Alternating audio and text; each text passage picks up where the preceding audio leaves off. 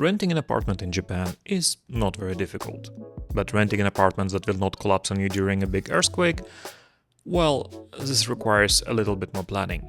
I lived through 2011 Tohoku earthquake, which was not fun, and since perishing during a natural disaster in a faraway land is not on my bingo list, I did a little bit of research on how to find an apartment that will not structurally deconstruct while being shaken. And because I'm kind, caring and generous person, I'm going to share this sacred knowledge with you. Thank me later. Step 1. Check the building's age. Unsurprisingly, Japan actually has pretty strict building codes, very strict ones. But they were not always that way. Back in the day they were a bit more shaky. In general, there are 4 major milestones in earthquake safety standards that you need to keep in your mind. Buildings constructed before 1971 follow very basic seismic standards. I would consider them potential death traps. Buildings constructed from 1971 to 1981 follow the old, weaker Q-Taishin standard. Less flimsy, still sketchy. Buildings constructed in or after 1981 follow the new, safer Shin-Taishin standard. 1981 is the magic number that most people look at, since buildings constructed after this year are less likely to be made of cardboard and drapes. And notice that I'm using less likely here, and there's a reason for this, but we will get to it sometime right after the next milestone, which is magical year 2000, when even stricter earthquake-proofing regulations were introduced. You can shake those new buildings all day long and nothing will happen to them. Probably. Again, we'll get to this later. But overall, this means that in practice, it's pretty safe to pick a place built after 1981. For the most part, it will be structurally sound and should withstand any major earthquake. But what about pre-1981 buildings? Are all of them really unsafe? Great question. And the answer is yeah, sort of.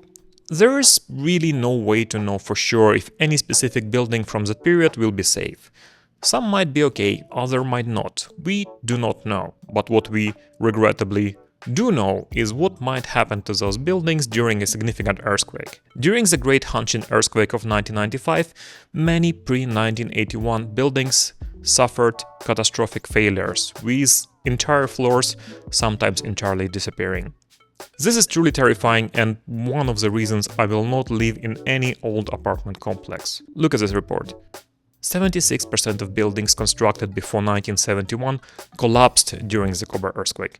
Astonishing number. Wild. For the buildings constructed between 1971 and 1981, 21% collapsed. Unimaginable. But what about buildings constructed using 1981 standards? Well, only 3% of those have collapsed. Yes, I know that only 3% is still a lot. But also collapse in this context does not necessarily mean a total collapse, but rather any sort of critical damage to the building that renders it unrepairable. So, statistically speaking, your chance of perishing in a 1981 standard building is pretty low, and even lower in buildings constructed past the year 2000. As you can see, those standards are written with blood and updated after every major earthquake. And importantly, they are followed pretty well, most of the time. So yeah, about that. Japan has corruption. Who knew? And because of this, there are occasional news stories about some faulty foundation or defective earthquake dampers. So really, no matter what you do, you can just luck out with the developer of the building you live in. Exciting, right? Well, now let's recap. If the building was constructed before 1981, proceed with caution, unless you can confirm it has been retrofitted with earthquake-resistant things. Retrofitting is not mandatory for residential buildings, but it was highly incentivized after the earthquake in 1995. And if you want the highest level of safety, look for buildings constructed after the year 2000. Okay, so we got the age of the building covered. This is the most important thing. Next, step 2. What is this building made of? Like the story of Three Little Pigs teaches us, not all buildings wiggle the same way during an earthquake. No.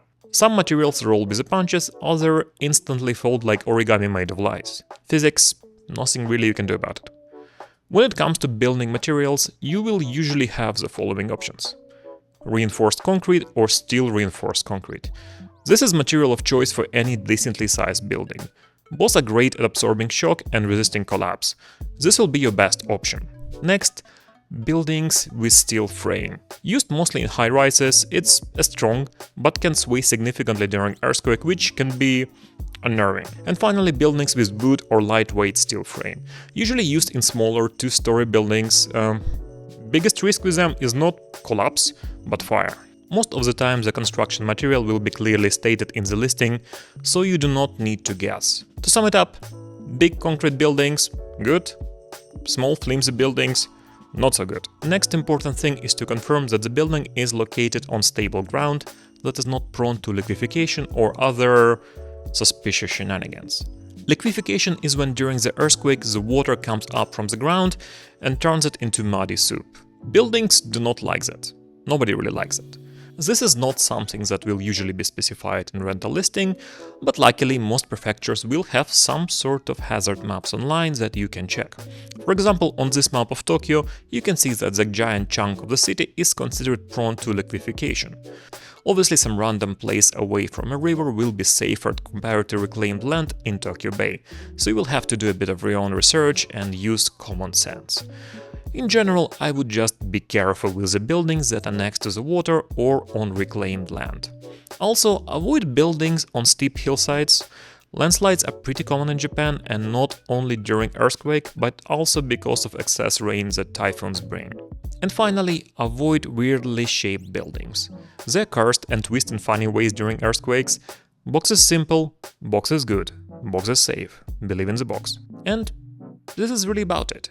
To sum it up, the safest building would be something box-shaped, made with steel-reinforced concrete, constructed after the year 2000 on solid ground away from water.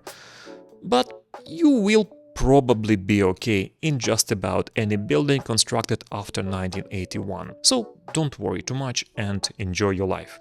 Cheers!